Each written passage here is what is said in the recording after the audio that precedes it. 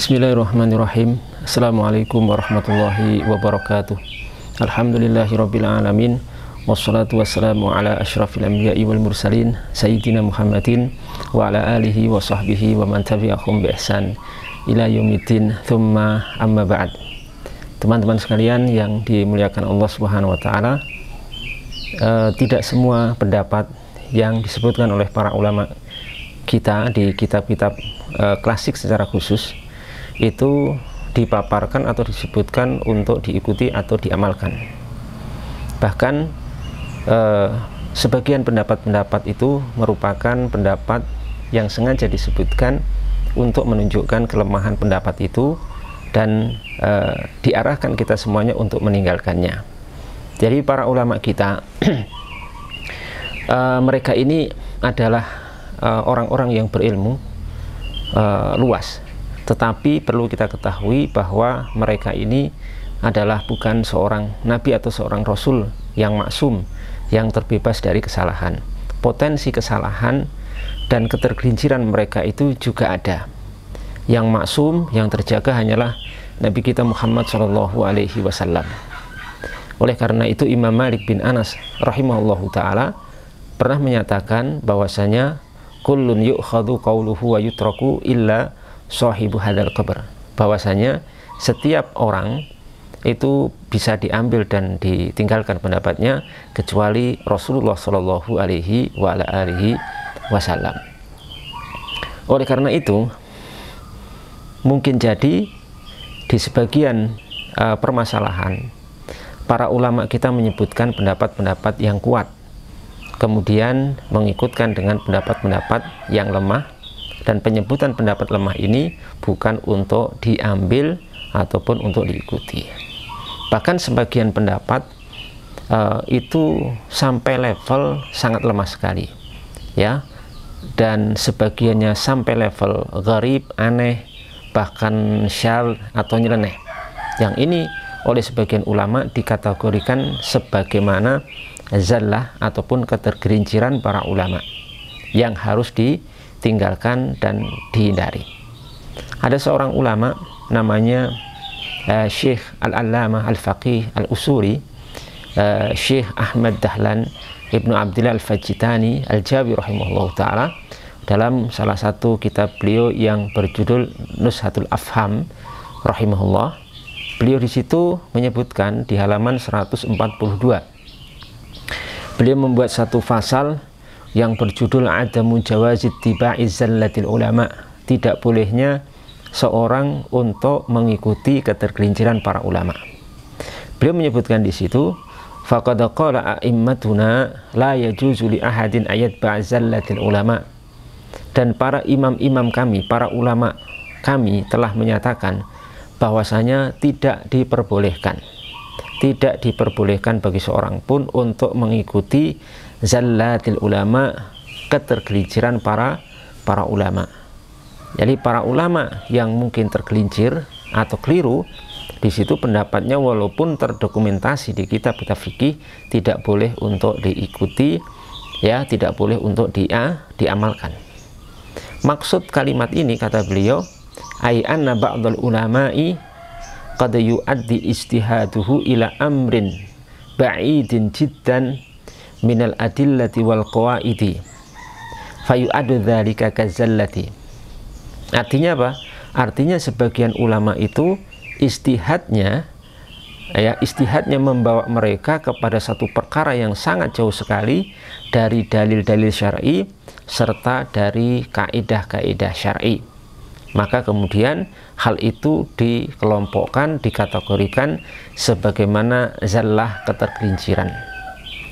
Jadi pendapatnya sangat lemah sekali, pendapatnya sangat bahkan aneh sekali, ya, nyeleneh, melanggar dalil-dalil syar'i dan juga melanggar qawaid, ya, kaidah-kaidah syar'i, sehingga itu dikategorikan sebagaimana zallah, ketergelinciran mereka. Wa yumna'u ghairuhu min taqlidihi fiha. Oleh karena itu selain ulama ini dilarang untuk taklid, untuk mengikuti dia fiha, di dalam ketergelinciran itu. Ya, ini disebutkan oleh para ulama kita, dan hal ini diperkuat sebuah athar ya dari Umar bin Khattab radhiyallahu taala anhu, bahwasanya beliau radhiyallahu taala anhu pernah menyatakan thalathun yahdimna ad-dina zallatul alimi wa jidalul munafiqil bil Qur'an wa a'immatun mudillun. Umar bin Khattab pernah mengatakan ada tiga komponen, ada tiga kelompok manusia yang akan merobohkan agama Islam. Yang pertama adalah zallatul alimi, ketergelinciran ulama. Yang kedua, debat kusir orang munafik tentang Al-Quran.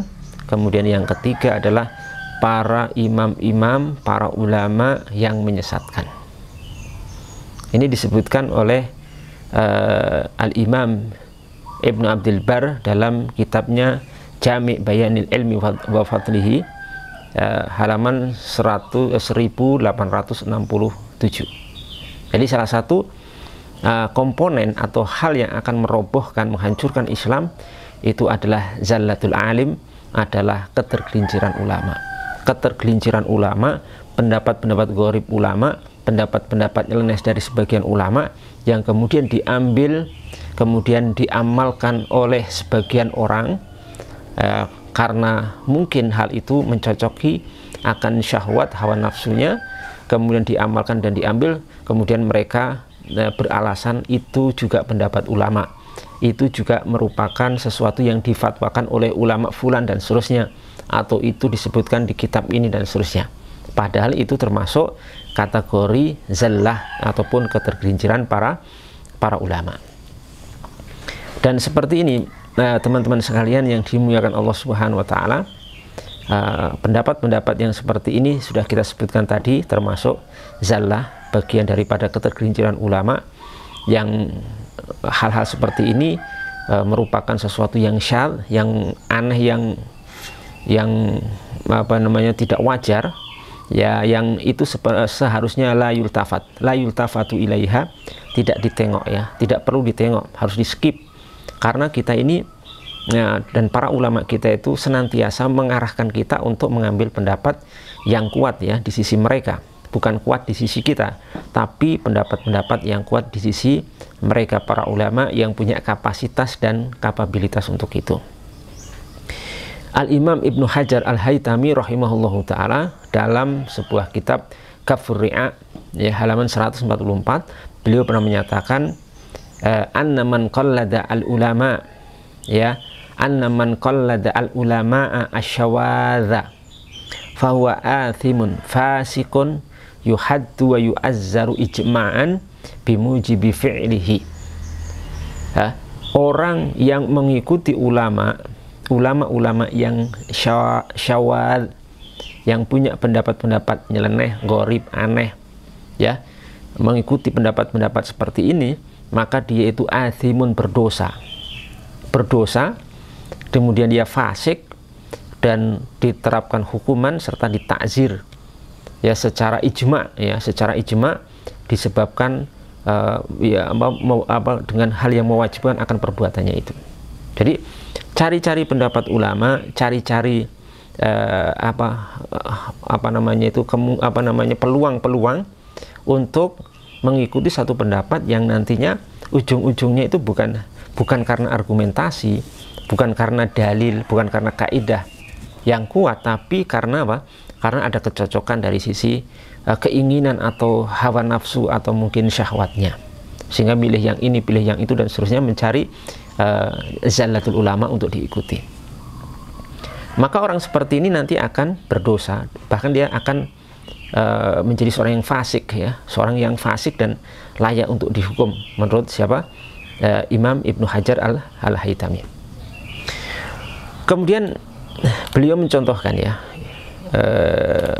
pengarang kitab tadi, Syekh Ahmad Dahlan bin Ibnu Abdillah Al-Fajitani rahimahullah ta'ala, beliau menyatakan, kama nukila an ba'di salafi annahu la yahrumu linnabi sawmi ta'atiya mufattir fil fardi illa ba'da tulu'i syamsi wa fil nafli illa ba'da zawal wa qis ala dhalika kama dzakarahu Ibnu Hajarin. Contohnya apa? Contohnya telah dinukil dari sebagian ulama salaf, ada ulama salaf ya, bahkan ulama salaf yang katanya tidak mengharamkan, tidak melarang seorang yang mau niat berpuasa untuk mengambil sesuatu yang membatalkan puasanya, misalkan makan minum di puasa yang wajib, kecuali setelah matahari terbit. Artinya gini, disebutkan dari sebagian ulama atau dihikayatkan, diriwayatkan dari sebagian ulama bahwasanya kalau kita puasa wajib, misal puasa Ramadan, itu masih boleh makan minum, yang penting matahari belum terbit. Ya, matahari belum terbit. Jadi batasannya bukan adzan subuh, tapi setelah adzan subuh pun yang penting matahari belum terbit. Ya, ini jelas-jelas menyelisihi dalil-dalil yang syar'i, dalil-dalil yang sharihah, yang qat'iyah, yang pasti. Bahkan juga disebutkan ijma' para ulama ya, bahwasanya puasa itu, puasa fardu, puasa wajib itu start untuk mulai menahan diri dari berbagai pembatal puasa adalah ketika adzan subuh sudah dikumandangkan atau ketika al-fajr shadiq, fajar shadiq sudah muncul sebagai tanda masuk waktu sholat subuh. Itu sudah harus berhenti. Jadi sebelum itu sudah harus berhenti. Maka ketika ada pendapat yang membolehkan setelah adzan subuh boleh makan, boleh minum, bahkan sampai terbit matahari, ini pendapat yang nyeleneh ya, yang syadz, yang tidak bisa dipakai, tidak boleh untuk diikuti karena melanggar tadi, melanggar dalil syar'i, melanggar kaidah-kaidah syar'iyah, melanggar akan ijma' ulama, kesepakatan ulama. Ya, ini tidak diperbolehkan, kendati itu diriwayatkan oleh dari sebagian ulama salaf. Ada yang menyatakan itu diriwayatkan dari Imam Al-A'mash ya, salah satu ulama salaf, Al-A'mash. Walaupun sebagian ulama menyatakan penisbatan pendapat ini kepada Al-A'mash itu tidak benar ya, tidak valid atau tidak sahih. Juga dalam masalah puasa nafil, puasa nafilah, puasa sunnah itu tidak dilarang untuk makan minum kecuali setelah ba'da zawal, setelah matahari tergelincir, setelah masuk waktu sholat zuhur. Ya, ini juga tidak benar. Untuk kalau masa puasa sunnah itu boleh masih makan minum sampai sebelum matahari tergelincir ya. Kalau sudah tergelincir baru tidak boleh makan dan minum. Maka ini merupakan pendapat-pendapat yang nyeleneh, yang syadz, yang gharib, yang aneh, yang lemah sekali. Oleh karena itu contoh bahwasanya hal-hal seperti ini tidak boleh untuk diikuti oleh kita semuanya, walaupun itu disebutkan di kitab-kitab para ulama.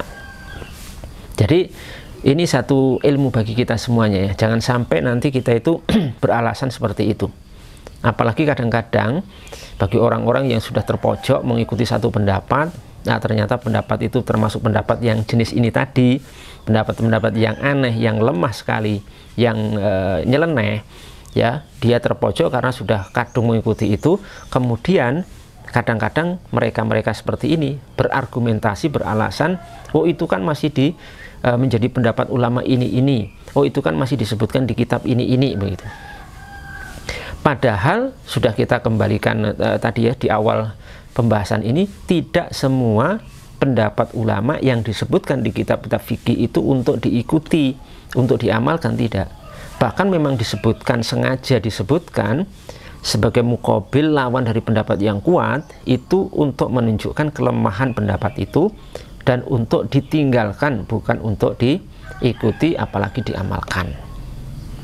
Ya, jadi hati-hati. Nanti kalau kita seperti ini bahaya sekali, karena bisa jadi akan kita menjadi orang-orang yang berdosa, bahkan sampai derajat fasik gara-gara mengikuti pendapat-pendapat seperti ini. Kalau bab fikih itu memang luar biasa. Fikih itu pendapat yang paling aneh pun nanti ada.